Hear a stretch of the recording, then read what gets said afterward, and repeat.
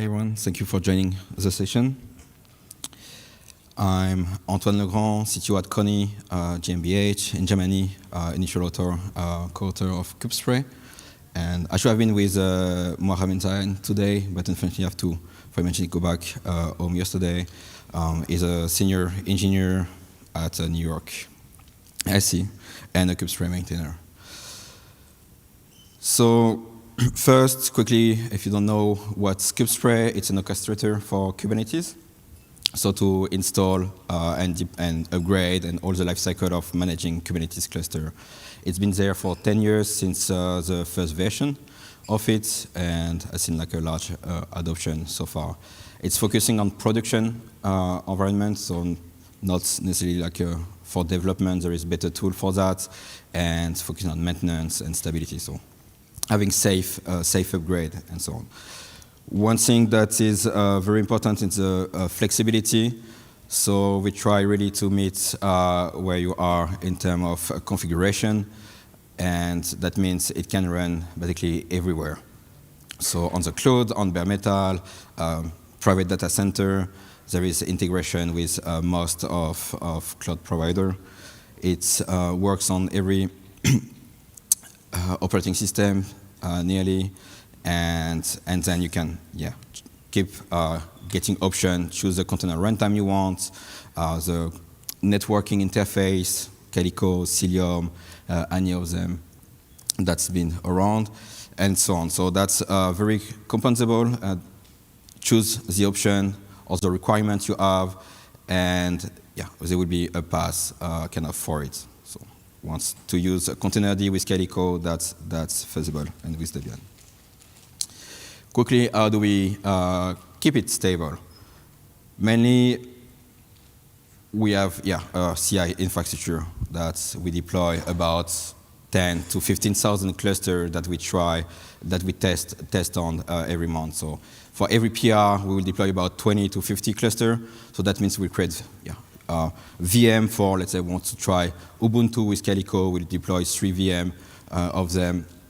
Deploy Kubespray on it, test the cluster, test the networking, and kill the VM.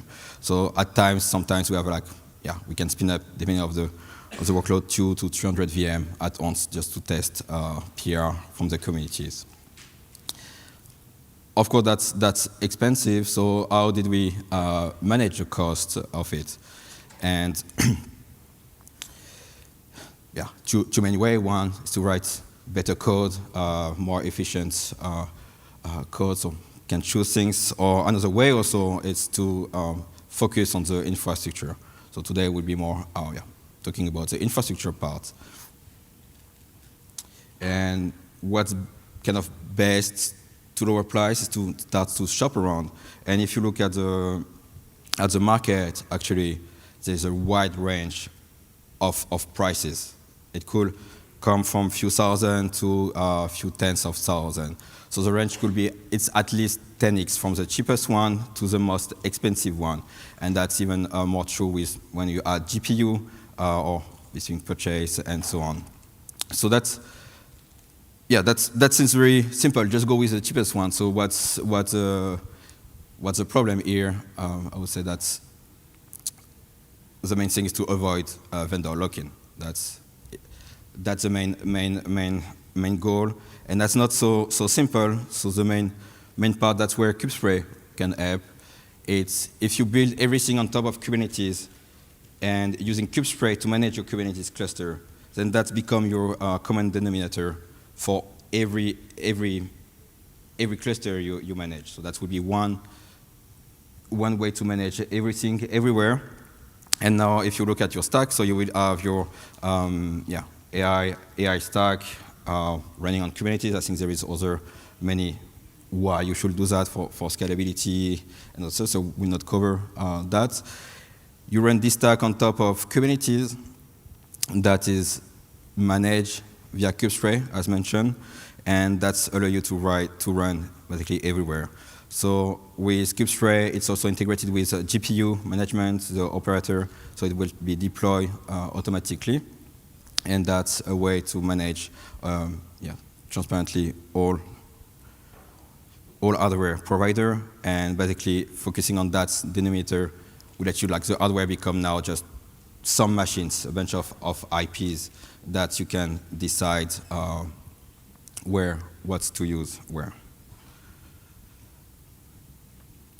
And yeah, that's, in short, having, so far from experience, having the freedom and control of where you run. So it's not necessarily about focusing on the cost necessarily of like a provider, but removing the vendor lock-in situation that has biggest impact.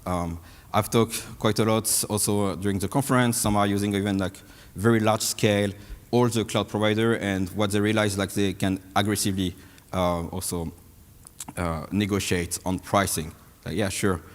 They do with Amazon, Google Cloud, Azure, and now they have like a big discount on all of them, because that's removing the lock-in you can have, and they have the freedom of controlling. That's enabling a lot of saving around.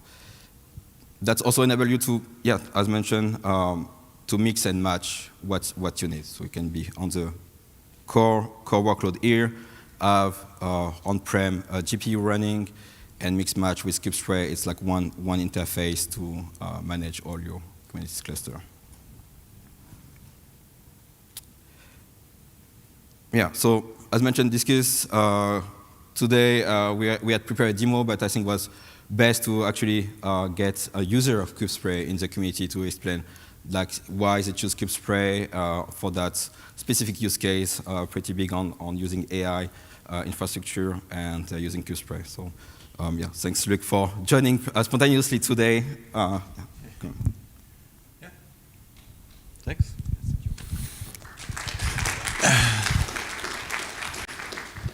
Hello, my name is Luc Simmons.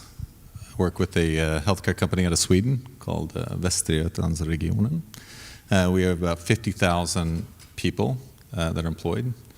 And we needed a solution to be able to bring our own hardware.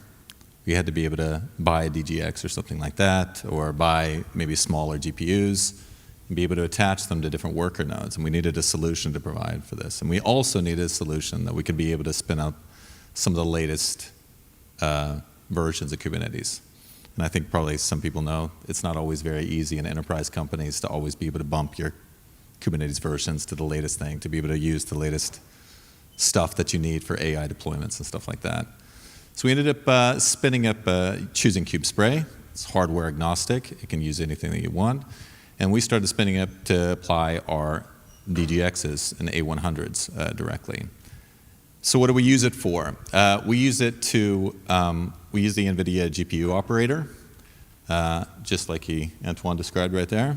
And then we add on different frameworks like TensorFlow, PyTorch, R, that you can automatically be able to allocate things on the fly. Then you can also be able to use, we use a running AI scheduler on top of that to be able to automatically preempt workloads and stuff like that, and also to give priority to inference and model serving. So we can automatically be able to dynamically allocate interactive workloads, sessions for data scientists to be able to start developing things, and then it can be able to train things, and we can be able to serve things with Knative and things like that right out of the box. So it works fantastic for us. We have about 20 different data scientists all coming in to be able to work off this platform. We can use Kubespray. We can spin up test instances. We can be able to test these things off on Kubespray. We can tear them down. We can bring them up on our DGX infrastructures and stuff like that, all because of Kubespray, just right out of the box. So it's just been a really, really fantastic experience to be able to work with it. So thanks a lot. Thank you, Luc.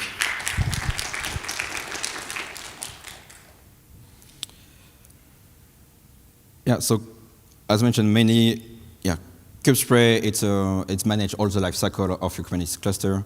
We try to keep the releases, so always support 3 versions of Kubernetes for every release. And so we backport to the previous release. It's certified distribution, and yeah, we have heavily test every release. So master branch is tested, but when we flag a tag, that's heavily tested, and that's where we save to to go to upgrade your cluster using this tag.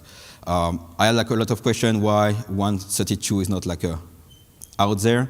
That's because of, we focus on the stability, focus on make sure everything works when you apply the upgrade. So it takes a bit of time, but usually we're not too many, at least trying to be on the schedule of the Kubernetes, which is also something that not all provider, sometimes like even like a year long, and we at most 2 to 3 months. Yeah, so that's Kubespray. It's fully community driven. For as mentioned, for the last 10 years, even before CNCF was created, it's thousands of contributors, and it's a lot of so thank you to the community.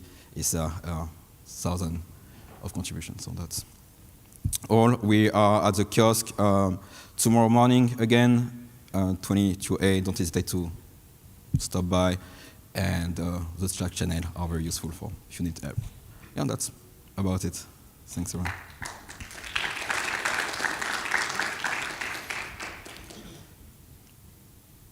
Any question?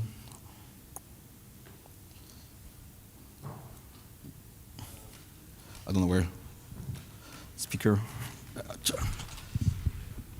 Hi. Thanks for the great work. I'm wondering if the fact that you never mentioned the word Ansible during this presentation is a marketing.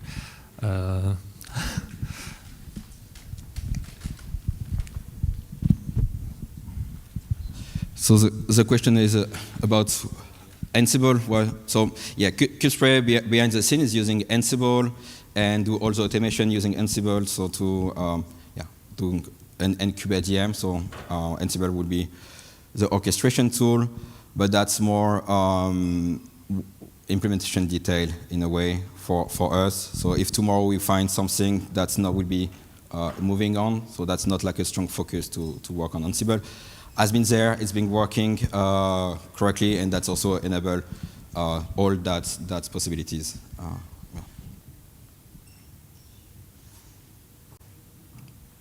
Right. Thank you, everyone.